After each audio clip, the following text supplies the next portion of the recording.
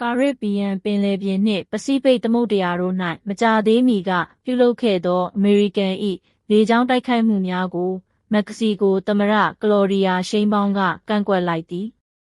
မူးယစ်ဆေးဝါးမှောင်ခိုကူးမှုများကိုအမေရိကန်ကတိုက်ခိုက်သည်ဟုဆိုထားသောဘုံကျဲတိုက်ခိုက်မှုစစ်ဆင်ရေးအပေါ်မေးမြန်းမှုနှင့်ပတ်သက်၍ရှိန်းဘောင်းက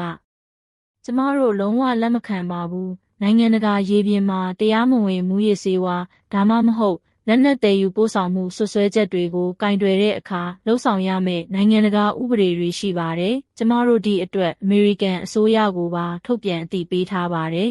။ဟုအောက်တိုဘာ23ရက်နံနက်ပိုင်းတွင်ပြုလုပ်ခဲ့သည့်ပုံမှန်သတင်းစာရှင်းလင်းပွဲတွင်ရှိန်းဘောင်းကပြောသည်။ရင်းဒေသများတွင်စက်တင်ဘာ2ရက်နေ့ကစတင်ခဲ့သောအမေရိကန်၏လေကြောင်းတိုက်ခိုက်မှုများကြောင့်သေဆုံးသူ38ဦးထက်မနည်းရှိခဲ့ပြီးဖြစ်သည်။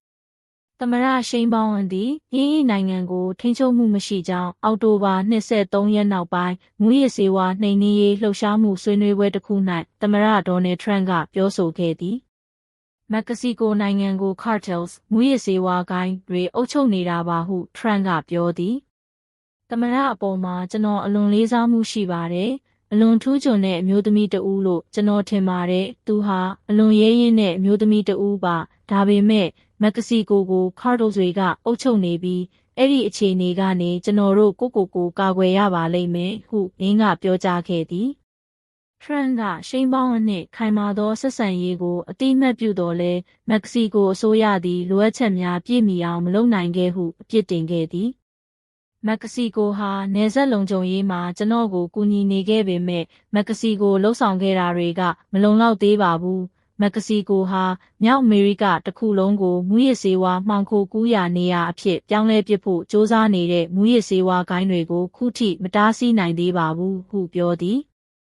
စက်တင်ဘာလတွင်စတင်ခဲ့သောအမေရိကန်၏လေကြောင်းတိုက်ခိုက်မှုစစ်ဆင်ရေးသည်ဗင်နီဇွဲလားနှင့်ကိုလံဘီယာအနီးရှိကာရစ်ဘီယံပင်လယ်ပြင်ရှိပြစ်မှတ်များကိုသာအဓိကထားခဲ့ရမှယခုသတင်းပတ်တွင်ထိုစစ်ဆင်ရေးသည်ကိုလံဘီယာ၏အနောက်ဘက်ကမ်းရိုးတန်းအနီးရှိပစိဖိတ်သမုဒ္ဒရာသို့တိုးချဲ့ခဲ့သည်အမေရိကန်တို့မူးယစ်ဆေးဝါးများတည်ဆောင်လာသည်ဟုလင်းကဆွဆွဲထားသည့်လှေငယ်များနှင့်ရေငုပ်သင်္ဘောတစ်စင်းတို့ကိုပြစ်မှတ်ထားတိုက်ခိုက်ခဲ့ကြောင်းထရန့်ကပြောဆိုတော်လဲနှင်း၏အစိုးရသည်ထိုဆွဆွဲချက်များကိုအတည်ပြုရန်သက်သေအထောက်အထားများမပေးနိုင်ခဲ့ပေလက်တင်အမေရိကနိုင်ငံများမှတာဝန်ရှိသူများကမူသေဆုံးသူများထဲတွင်ငါးဖမ်းသမားများပါဝင်နေပုံရကြောင်းသတိပေးခဲ့သည်ကုလသမဂ္ဂရှိလူ့အခွင့်အရေးဆိုင်ရာအရာရှိများပါဝင်ဥပဒေရေးရာကျွမ်းကျင်သူများကထိုတိုက်ခိုက်မှုများသည်တိုက်ပွဲပြင်ပတွင်တရားစီရင်ရေးဆိုင်ရာမဟုတ်သောတပ်ဖြတ်မှုများကိုတားမြစ်ထားသည့်နိုင်ငံတကာဥပဒေကိုချိုးဖောက်ဖွယ်ရှိသည်ဟု